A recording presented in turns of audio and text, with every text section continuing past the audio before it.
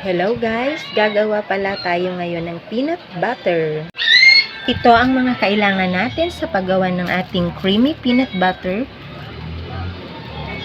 2 liters of oil, 3 kilos of washed sugar, powdered milk, 6 kilos of mani, dairy cream, konting iodized salt.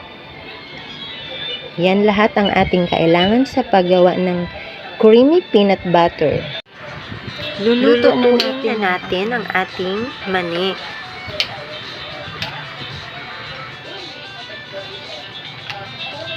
Hanggang 40 to 45 minutes sa mahina lang na apoy.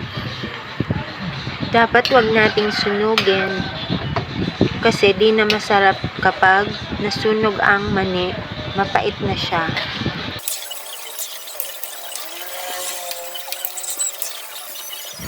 Halo-haluin lang natin hanggang maluto ang ating mani. Hanggang 40 to 45 minutes.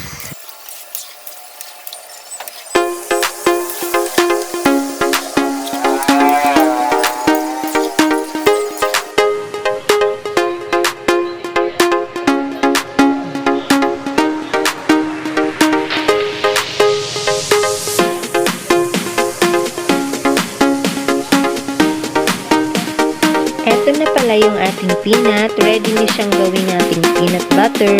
Dairy cream. Tutunawin na natin sa pinaglutuan natin ng mani.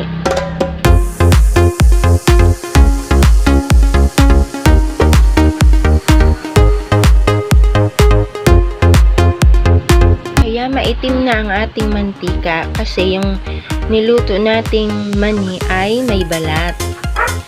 Pero kung hubad naman ang ginamit ko, hindi yan iitim.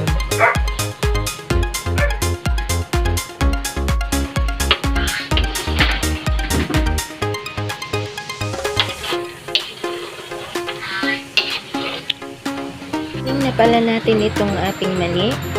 Papagiling natin doon sa palengke dahil wala tayo dito sa bahay na sariling gilingan. Eto na, napagiling na natin ang lahat ng sangkap. Isasalin na natin sa ating mga garapon.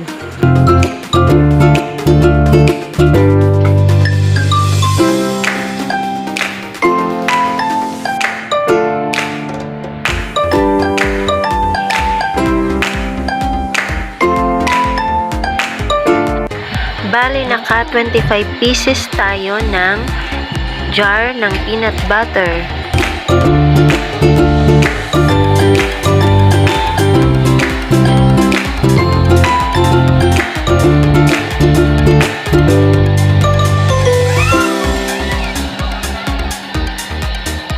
Bago po tayo magtapos, huwag mo po sanang kakalimutang mag-subscribe para maging updated ka sa aking mga susunod na videos.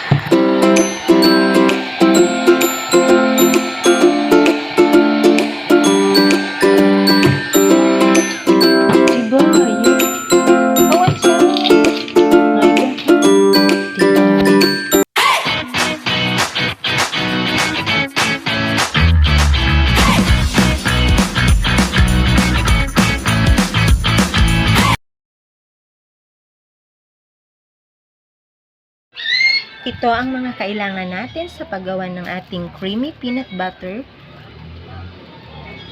2 liters of oil, 3 kilos of washed sugar, powdered milk, 6 kilos of mani, dairy cream, konting iodized salt.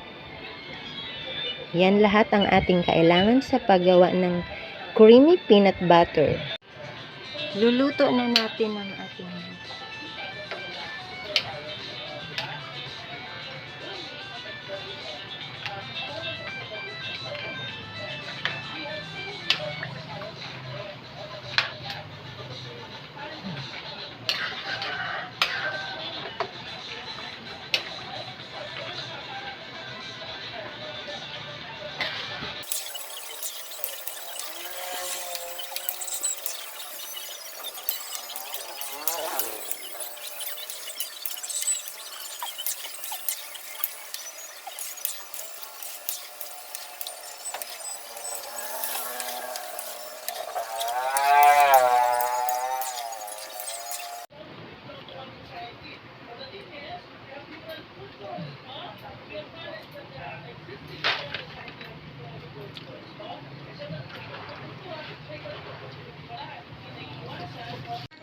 Eto na pala yung ating peanut. Ready na siyang gawing ating peanut butter. Dairy cream, tutunawin na natin sa pinaglutuan natin ng mani.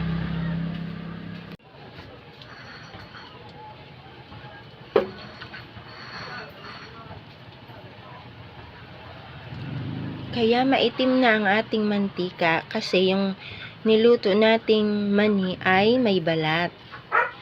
Pero kung hubad na mani ang ginamit ko, hindi yan iitim.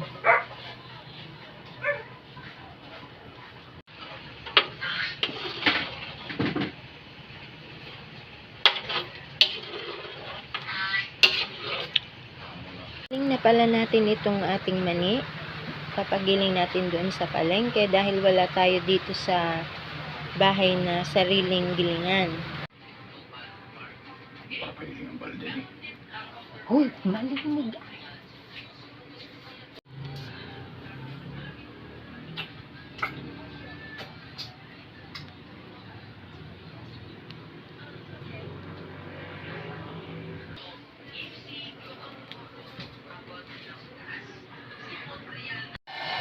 Baru walang kasir na yan.